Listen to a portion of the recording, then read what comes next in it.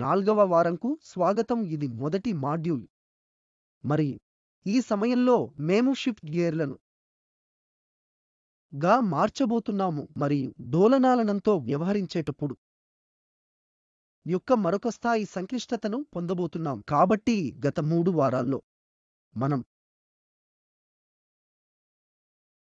యొక్క సాధారణ డోలనం అని పిలిచేదాన్ని చూశాము. ఒకే కణం అని చెప్పండి. అప్పుడు మేము దానికి తడిగా ఉన్న మరో రియలిస్టిక్ ఎఫెక్ట్ ని జోడించాం. మేము డాంప్డ్ ఆసిలేటర్ అంటే ఏమిటో చూశాం మరియు తరువాత మనం జత చేశాము. ఇది శక్తి యొక్క నిరంతర సరఫరాను ఇస్తుంది కనుక ఇది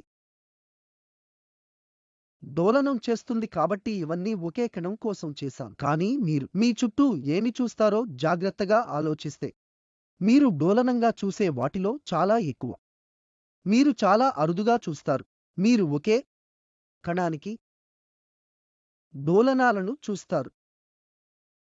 తరచుగా మీరు చూసేది కణాల సేకరణ ఒకదానితో ఒకటి కలిసి పనిచేయడం. కాబట్టి మీరు ఉదాహరణకు నేను ఇక్కడ గాలిని కూడా నెట్టాను.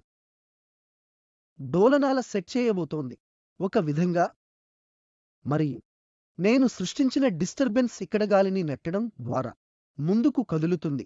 నిజానికి నేను మాట్లాడేటప్పుడు లేదా ఎవరైనా మాట్లాడేటప్పుడు ఏమి జరుగుతుంది? సరే, మనం మాట్లాడగలుగుతున్నాము ఎందుకంటే తప్పనిసరిగా అవాంతరాలు గాలి మాధ్యమంలో ఒత్తిడి వైవిధ్యాలు సృష్టించబడతాయి. అవి ప్రాపగేట్ చేయబడతాయి. కాబట్టి ఇక్కడ ఈ అణువులను చాలా కలిసి జత కలిసి ఏదో ఒక విధంగా అవి కలిసి పనిచేస్తాయి మరియు వేవ్ రూపాలను ప్రచారం చేయడంలో సహాయపడతాయి. కాబట్టి మనం ఈ రోజు ఎలా వర్ణిస్తున్నామో చూద్దాం. ఇవి జతచేసిన దృగ్విషయాలు. సూత్రప్రాయంగా మనం అధ్యయనం చేయాలనుకుంటున్నాం. నేను పెద్ద సంఖ్యలో కణాలను జతచేస్తే ఏమి జరుగుతుంది? 10 శక్తి 23 అణువులు అవగాడ్రో రకం సంఖ్య కావచ్చు. ఇది చాలా క్లిష్టంగా ఉంటుంది. కాబట్టి మొదట ఏమి జరుగుతుందో తెలుసుకోవడం ద్వారా ప్రారంభిస్తాము. నేను వాటిలో 2 మాత్రమే రెండింటినీ కలిగి ఉంటే కనీసం ఒకే కణ డోలనాల యొక్క ప్రాథమికాలను చూశాము. ఇప్పుడు మేము అభివృద్ధి చెందబోతున్నాం జంట డోలనాలను మీరు పాటు చూడవచ్చు మరియు ఈ కలపడం చాలా రూపాలు తీసుకోవచ్చు. ఇక్కడ 2 కలిపే స్ట్రింగ్ మాత్రమే కావచ్చు లేదా ఇది స్ప్రింగ్ కావచ్చు లేదా స్ప్రింగ్ లేదా స్ట్రింగ్ వలె. భౌతికంగా ఏమీ ఉండదు. ఇది ప్రతి సైట్లో సంభావ్యత యొక్క ప్రభావం కావచ్చు. ఉదాహరణకు కలపడం చాలా రూపాలు తీసుకోవచ్చు. ఇది ఎల్లప్పుడూ స్ప్రింగ్ లేదా స్ట్రింగ్ లేదా మనకు కనిపించే ఏదో ఉండకూడదు. కాబట్టి ఈ సాధారణీకరణలన్నింటినీ దృష్టిలో ఉంచుకుని మనం 2 డోలనాలను పరిష్కరించగలమా మరియు తయారు చేయగలమా? మరియు మనం అలా చేస్తున్నప్పుడు ఒక సిస్టమ్ను మళ్ళీ వెనక్కి తిరిగి చూడటం మంచిది. ఇది డోలనం కోసం ఒక రకమైన నమూనా. ఇది సాధారణ పెండులం. కాబట్టి మనం ఇప్పటికే దీని యొక్క సరసమైన బిట్లో మొదటి వారంలో చేశాం. నా దగ్గర ఉన్నది సరళమైన పెండులం మరియు ఇక్కడ ఈ సాధారణ పెండులం కోసం రాసిన మోషన్ సమీకరణాలు ఉన్నాయి. మనం ఈ విషయాలన్నీ చూశాం. నాకు ఈక్వేషన్ రాసిన తర్వాత నేను వెంటనే ఎక్స్ట్రాక్ట్ చేయగలను. కోణీయ ఫ్రీక్వెన్సీ మరియు కోణీయ ఫ్రీక్వెన్సీ గ్రావిటీ కారణంగా త్వరణం మీద మాత్రమే ఆధారపడి ఉంటుంది. ఇది మరియు ఇది పెండులం యొక్క పొడవు మరియు దీని నుండి సమయం ఏమిటో తెలుసుకోవడం నాకు చాలా సూటిగా ఉంటుంది. ఎందుకంటే ఒమేగా 2 కాలం పాటు నేను సబ్స్టిట్యూట్ గా ఉంటే సాధారణ పెండులం కాలానికి ప్రామాణిక సూత్రాన్ని పొందుతాను. ఇప్పుడు మరో అడుగు ముందుకు వెళ్ళనివ్వండి. కాబట్టి నేను మళ్ళీ 2 ఆసిలేటర్ అని చెప్పినట్లుగా నేను నుండి పెండ్లం కి జంట అయితే ఇక్కడ నేను కి ఏమి చేయాలని ప్లాన్ చేస్తే నేను అలా చెప్పాలనుకుంటున్నాను. నాకు ఇక్కడ ఒక పెండ్లం ఉంది. ఇక్కడ మరొక పెండులం ఉంది. మరి నేను ఈ 2 ను ఒక పెండులం ద్వారా జత చేయబోతున్నాను. స్ప్రింగ్ మరియు క్యాపిటల్ ఎల్ ఇక్కడ స్ట్రింగ్ యొక్క పొడవు. మరి అని మనం అనుకుంటాము. ఈ బాబ్ ద్రవ్యరాశి మీరు ఇక్కడ చూస్తారు. మరి కే అనేది స్ప్రింగ్ కాన్స్టెంట్. మరియు ఎప్పటిలాగే మేము చాలా ఆదర్శవంతమైన ఊహలను చేయబోతున్నాం. ఇది ఆచరణలో నిజం కాకపోవచ్చు, అయితే ఆదర్శ వ్యవస్థల గురించి కొంత మంచి అవగాహన పొందటానికి ఉపయోగపడుతుంది. కాబట్టి ఆదర్శవాద ఊహ ఏమిటి? కాబట్టి స్ప్రింగ్ కి బరువు, స్ట్రింగ్స్ కూడా బరువు లేవని మేము ఊహించబోతున్నాం, మరియు బాబ్ ఇక్కడ పాయింట్ పార్టికల్ మొదలైనవి. ఇవి ప్రామాణిక అంచనాలు మరియు ముఖ్యంగా చాలా వరకు సాధారణ పెండులం విషయంలో మీకు గుర్తు ఉంటే స్మాల్ యాంగిల్ అప్రాక్సిమేషన్కు కట్టుబడి ఉంటాయి. కదలిక యొక్క మరింత సరైన equation theta double dot plus గ్రామ్/ఎల్ సైన్ తీటా కి 0 సమానం. స్థానభ్రంశం తక్కువగా ఉంటే సైన్ తీటా దాదాపు తీటాకి సమానమని మనం చెప్పాం, మరియు ఇది 1 కన్నా చాలా తక్కువగా ఉన్నందున గణితశాస్త్రంగా వ్రాయబడుతుంది. కాబట్టి మనం దీనిని స్మాల్ యాంగిల్ అప్రాక్సిమేషన్ అని పిలుస్తాము. కపుల్ పెండులం విషయంలో కూడా. కాబట్టి ప్రారంభించడానికి మేము చలన సమీకరణాలను వ్రాయాలి. మొదట నన్ను చెప్పనివ్వండి. Right hand side pendulum X pendulum మరియు అని చెప్పండి. నేను దానిని మరియు కుడి చేతి వైపు పెండులం ద్వారా స్థానభ్రంశం చేస్తున్నాను. నేను దానిని మొత్తం y ద్వారా స్థానభ్రంశం చేస్తున్నాను. కాబట్టి xy కంటే ఎక్కువ అని నేను సాధారణ అంచనా వేయబోతున్నాను. కాబట్టి మొదట x యొక్క పెండులం m సార్లు x డాట్ కోసం కదలిక ఈక్వేషన్ ని వ్రాయనివ్వండి, మరియు అది మైనస్ m g/l సార్లు x కు సమానం. పెండ్లం ఎందుకు లేదనే కోణంలో మీకు మరేమీ లేదని ఇది ఊహిస్తుంది. ఇక్కడ x పెండ్లం మాత్రమే ఉంటే అప్పుడు ఇది కదలిక ఈక్వేషన్ కాని y పెండులం ఉందని మాకు తెలుసు, మరియు ఒక స్ప్రింగ్ ఉందని. కాబట్టి ఎక్కడో వారు దానిని తయారు చేయాలి. వారు వారి రూపాన్ని తయారు చేయాలి, మరియు ఇక్కడ ఇది దాని రూపాన్ని చేస్తుంది ఈ విధంగా. కాబట్టి రెండవ భాగం ఉంది, అది 2 బాబ్లను కలిపే స్ప్రింగ్లో ఉంటుంది. ఈ పదం ఎలా వస్తుందో మీకు వివరించనివ్వండి, కానీ నేను అలా చేయడానికి ముందు రెండవ బాబ్ కోసం ఈక్వేషన్ ని కూడా రాస్తాను. y pendulum m y double dot కి సమానం. ఇప్పుడు మీరు గమనించవచ్చు, x అనేది y కంటే అని నేను ఈ ఊహను కలిగి ఉన్నాను. ఈ సందర్భంలో ఈ దిశలో లాగుతుంటే మీ x బార్ మరియు x యొక్క స్థానభ్రంశం అయితే x బాబ్ మరియు y యొక్క స్థానభ్రంశం y బాబ్ యొక్క స్థానభ్రంశం అయితే మీరు ఊహించవచ్చు స్ట్రింగ్ యొక్క సహజ పొడవు ఇప్పుడు మారింది. తద్వారా ఇది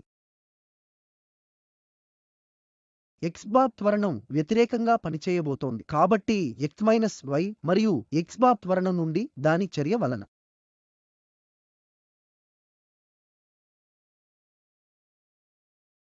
మరొక వైపు ఈ కీలకమైన మైనస్ సైన్ ఉంది. అదే షరతు కింద ఈ కీలకమైన మైనస్ సైన్ ఉంది. త్వరణం లేదా y బాబ్ యొక్క త్వరణంకు అనుకూలంగా ఉంటుంది. అందుకే మీకు ఇక్కడ ప్లస్ సైన్ మరియు పునరావృతం అవుతుంది. కాబట్టి నా ఊహ ద్వారా స్ప్రింగ్ కంప్రెషన్ అంటే y బాబ్ వేగవంతం చేయడానికి ఇది సహాయం చేస్తుంది. అయితే x బాబ్ త్వరణంకు వ్యతిరేకంగా దాని చర్య అయితే నేను ఈ ఊహను x కంటే y ఎక్కువగా చేస్తే అప్పుడు సంకేతాలు ఒకదానితో ఒకటి మార్పిడి చేయబడతాయి. కాబట్టి మనస్సులో మనం ఇప్పుడు ఈ ఈక్వేషన్ పరిష్కరించుకోవాలి. ఇప్పుడు k 0కి సమానం అయితే ఇది 2 స్వతంత్ర పెండులం. మరి 2 స్వతంత్ర పెండులం లాంటిది మేము ఇప్పటికే మాత్రమే అధ్యయనం చేసిన పరిష్కారం. 2 స్వతంత్ర పెండ్లం ఉంది, వారు ఒకరితో ఒకరు సంభాషించవు. కాబట్టి కలపడం చేసేది ఏమిటంటే వాటిని ఒకదానితో ఒకటి పరస్పరం సంభాషించేలా చేయడం. అవి స్వతంత్రంగా ఉండవు. కాబట్టి మీరు ఒకదానికొకటి భంగం కలిగించడం వల్ల మరొకదానిపై ప్రభావం చూపుతుంది. మొదట ఈ ఈక్వేషన్ ని కొద్దిగా భిన్నంగా తిరిగి వ్రాయనివ్వండి. కాబట్టి నేను దానిని x double dot equal minus g by l రెట్లు x minus k by m రెట్లు x మైనస్ y మరియు y double dot equal minus g by l రెట్లు y plus k by m రెట్లు x మైనస్ y అని వ్రాస్తాను. వాటిలో ప్రతి ఒక్కటి ప్రధాన డోలనం చేసే ఒక పెండులం. మరియు ఒకే పెండులం కోసం ఇది నా ఒమేగా స్క్వేర్ అని మనకు తెలుసు. కాబట్టి నేను సాధారణ సింగిల్ పెండులం యొక్క సహజ ఫ్రీక్వెన్సీలో కొంత అర్థంలో g బై l క్వాంటిటీ ని ఒమేగా 0 స్క్వేర్ గా పిలుస్తాను. కాబట్టి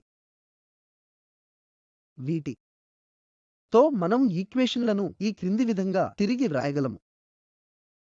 సరే, కాబట్టి నేను ఇప్పుడు g బై l కోసం ఒమేగా 0 స్క్వేర్ ను ప్రత్యామ్నాయం చేస్తాను. ప్రశ్న: నేను దానిని ఎలా పరిష్కరించగలను? మీకు తెలుసా, ఇది ఇప్పటికీ కోసం మనకు ఉన్నదాని వంటి second order ordinary differential equation, సాధారణ పెండులం మరియు అనేక ఇతర వ్యవస్థల కేసు. కానీ కలపడం వలన కీలకమైన వ్యత్యాసం క్రింది విధంగా ఉంది. కాబట్టి మీరు ఇక్కడ మొదటి ఈక్వేషన్ ని చూస్తే x స్థానభ్రంశం కోసం ఒక సమీకరణం అయితే x పెండులం, కానీ x పెండులం నుండి ఏదో ఒక విధంగా కనిపించే y పెండులం సహకారాన్ని కలిగి ఉందని మీరు ఈ ఈక్వేషన్లో గమనించవచ్చు. అదేవిధంగా మీరు y పెండులం కోసం ఈక్వేషన్ ని చూస్తారు. దీనికి x పెండులం నుండి సహకారం ఉంది. కాబట్టి ఆ కోణంలో ఎలాంటి కలయికలు లేనందున మనం సులభంగా పరిష్కరించగలము. ఇప్పుడు మీరు x ని ఎందుకు పరిష్కరించగలరో తెలుసుకోవాలి మరియు y ని పరిష్కరించడానికి x ని తెలుసుకోవాలి. కాబట్టి ఒక రకమైన చికెన్ మరియు గుడ్డు సమస్య. మేము దానిని ఎలా పరిష్కరించుతాము? కొన్ని విషయాలను చూద్దాం. నేను చేయబోయే మొదటి పని ఈక్వేషన్ ని జోడించడానికి మరియు తీసివేయడానికి నేను ఎందుకు ప్రయత్నిస్తున్నానో మీరు చూస్తారు. కాబట్టి కాల్ చేద్దాం. ఇది సమీకరణం అని చెప్పండి 1 మరియు ఇది సమీకరణం 2. కాబట్టి నేను 2 ఈక్వేషన్లను జోడిస్తే మొదట 2 ఈక్వేషన్లను జోడించనివ్వండి. కాబట్టి నాకు ఒక సమీకరణం ఉంది, ఇది ఇలా కనిపిస్తుంది. కాబట్టి మనం అర్థం చేసుకోవడానికి ముందు రెండవ భాగాన్ని కూడా చేద్దాం. నేను 1 మరియు 2 ఈక్వేషన్లని జోడించాను. కాబట్టి నేను ఇక్కడ ఏమి చేశాను, 1 మరియు 2 లను జోడించాను, అదే మీకు ఇచ్చింది. ఇప్పుడు నన్ను 2 తీసివేయనివ్వండి. కాబట్టి నేను క్రింది వ్యవకలనం చేయాలనుకుంటున్నాను. కాబట్టి నేను 1 నుండి 2 తీసివేయాలనుకుంటున్నాను. తద్వారా ఇప్పుడు నాకు సరళీకృతం చేశాను మరియు ఈ ఈక్వేషన్ ని కలిగి ఉన్నాను. కాబట్టి 2 ఈక్వేషన్ నుండి 1వ ఈక్వేషన్ ని తీసివేయడం వలన దీనికి 2వ ఈక్వేషన్ ఉంటుంది. ఇప్పుడు మీరు ఈ 2 ఈక్వేషన్లను నిర్మాణం చూస్తే తదుపరి ఏమి జరుగుతుందో స్పష్టంగా తెలుస్తుంది. మొదటి ఈక్వేషన్లో ఇక్కడ ఉన్న మొదటి ఈక్వేషన్లో వేరియబుల్ ఎల్లప్పుడూ x ప్లస్ y లేదా x double dot plus y double dot, మరియు ఇక్కడ ఈక్వేషన్లో ఇది ఎల్లప్పుడూ x మైనస్ y లేదా x double dot minus y double dot గా వస్తుంది.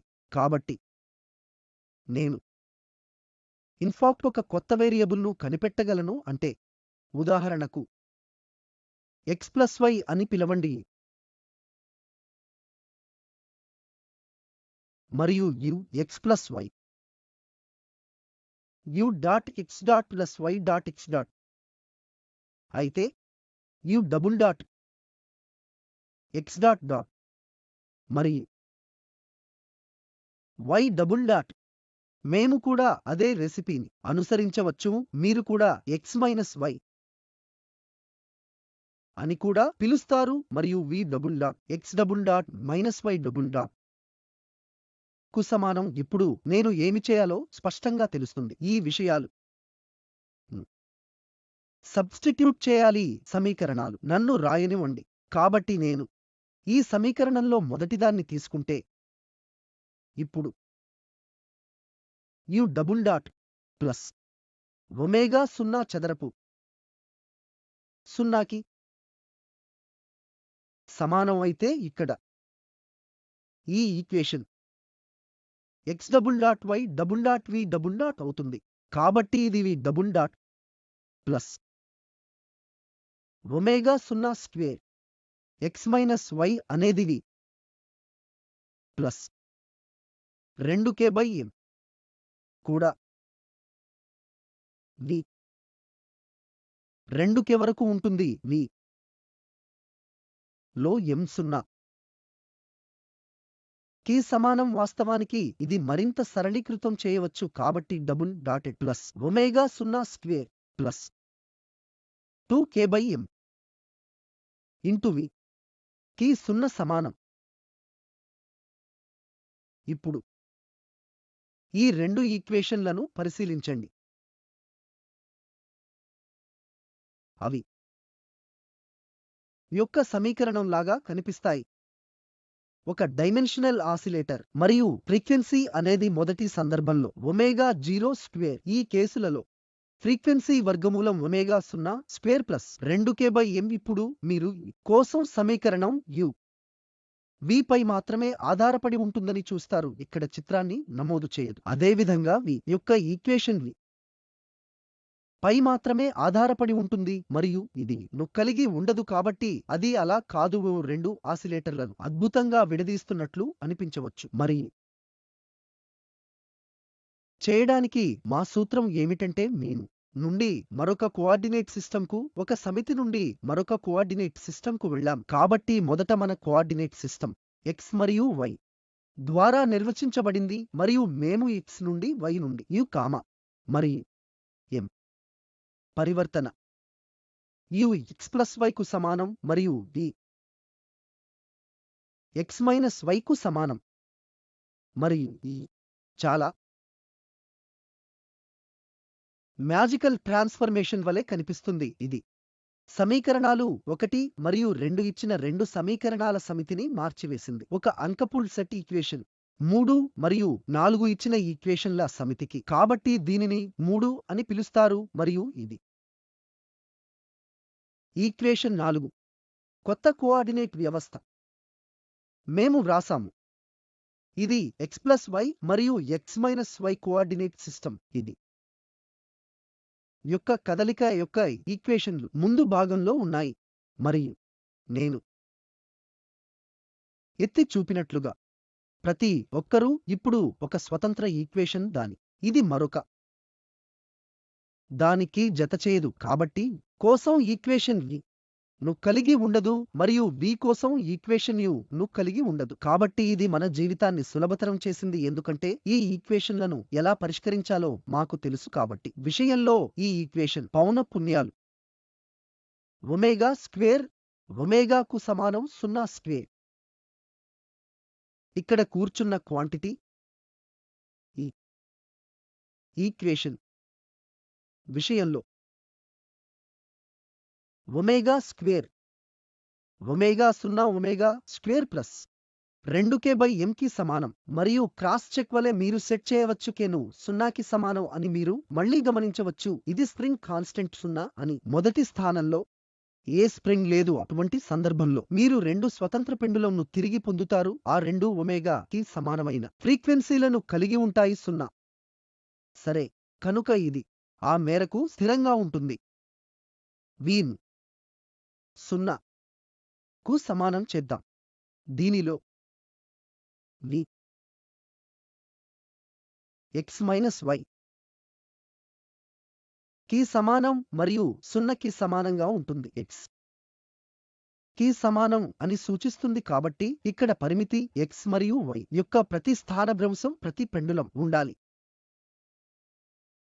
సరిగ్గా సమానమైన మరియు దశ సంవత్సరాలలో కాబట్టి మనం చూస్తున్నది అంటే 2 పెండకం అనేది తప్పనిసరిగా ఒస్కింటింగ్ దశలో ఉందా ఈ మరియు ఇక్కడ స్ప్రింగ్ పాత్రను పోషించదు కాబట్టి ఈ 2 పెండులంలాగా ఇది ను దశ లో కదిలిస్తుంది కాబట్టి స్ప్రింగ్ వాటి మధ్య ఉంటుంది.